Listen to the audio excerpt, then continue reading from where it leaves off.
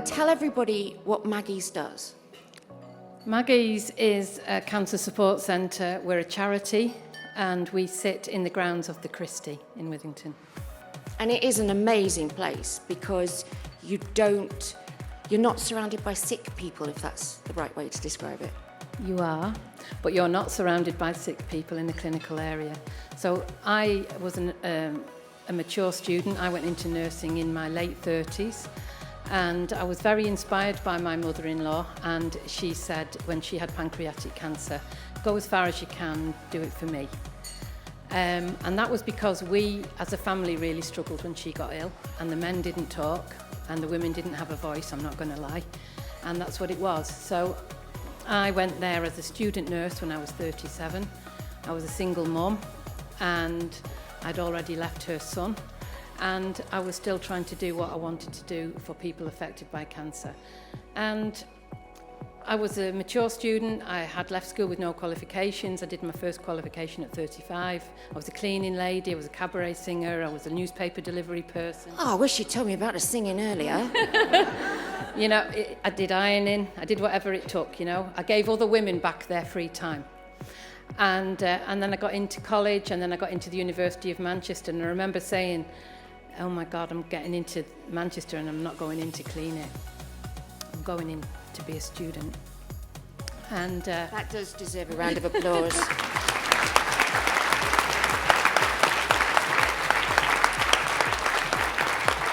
And some years later, I went back into that lecture theatre and I delivered a keynote speech to 650 students as a clinical academic.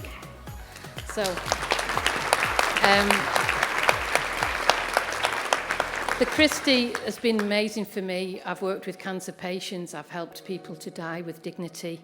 I've helped families to be left with something more than we were left with when Bet died. And my inspiration throughout all that has been, you know, to do the best for the person in front of you. I remember when I was scared on a busy ward, a nurse tutor saying to me, listen, you know, just focus on the person in front of you and remember you're all they've got when they're sat in their 90. And I just kept that in mind and kept going. And every time the Christie said, do you want to do this course? I said, yeah, will you pay for it? And they said, well, yeah. So I had my son here, and we were on our own, and I thought, we're not going under. So I just kept going, and essentially I went to uni for 9 years to learn about cancer.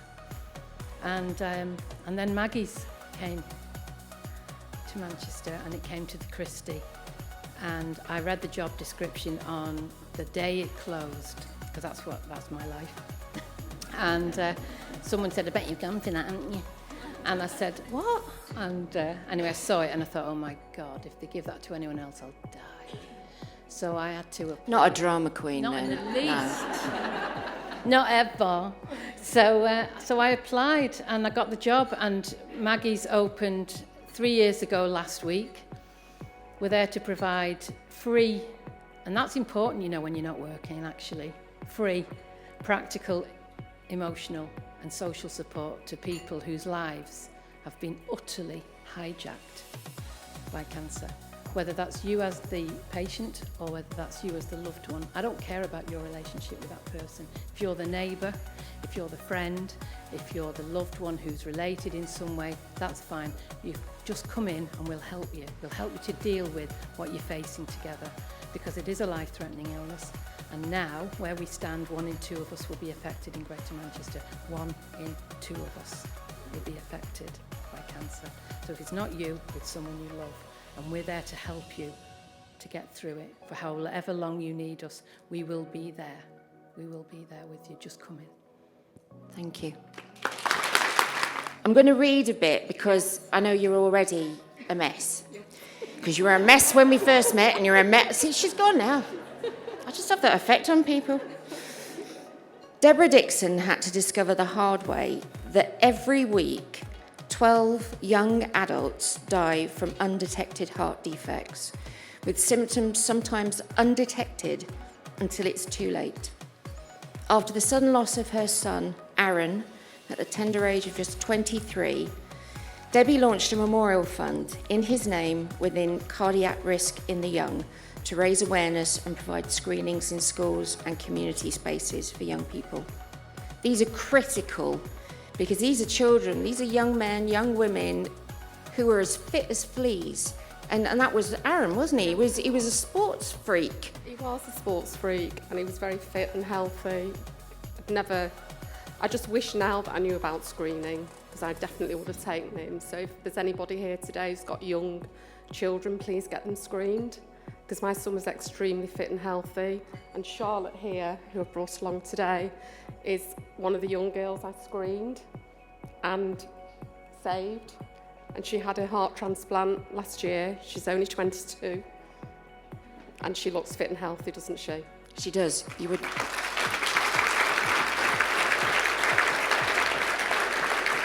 In fact, of the 2,500 young adults, has it gone up? Oh, I don't know who wrote this rubbish, I tell you. I've done more screenings. Oh, right, okay, it's not my fault then.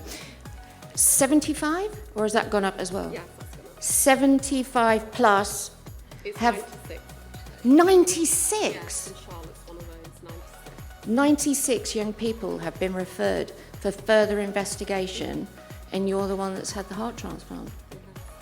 So you kind of owe your life to Aaron in a strange way. Yeah, it would have taken someone like Debbie to save him.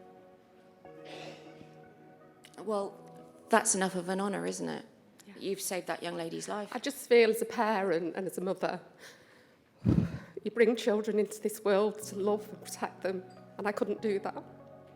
But I can help other families and protect their children with the knowledge that I know now. You're an amazing woman. Thank you. Now, Triple C is something really quite extraordinary. Yeah, I started Triple C because I became a wheelchair user when I was 24. I'm 44 now, and I didn't want people to face the same blocks I did in life and in my profession. And I believe the way you can change the way that we're treated in society is through creativity and through telling stories, and because I think media has a strong way of changing the way society views people, but also because I did a lot of work between acting jobs in schools, and I saw the way drama impacted on young people, and people found their voices, people found their identity. So we set up Triple C. We do work in disabled schools and SEN schools. We work once a week in Seashell Trust, and we take disabled artists in, disabled actors, and we run classes in the school and the college. The first time we went in, we were told the young people had an attention span of 2 minutes. Everybody worked for 45 minutes and everybody passed their term goals within that first 45 minutes. Now we had, within the first week, we had a young man who was restrained all the time with 2 carers. Within 7 weeks, he was then communicating, sitting for 45 minutes, joining in drama. It's changed his life throughout. So we're trying to get more funding to get more disabled artists into schools to do this. We also have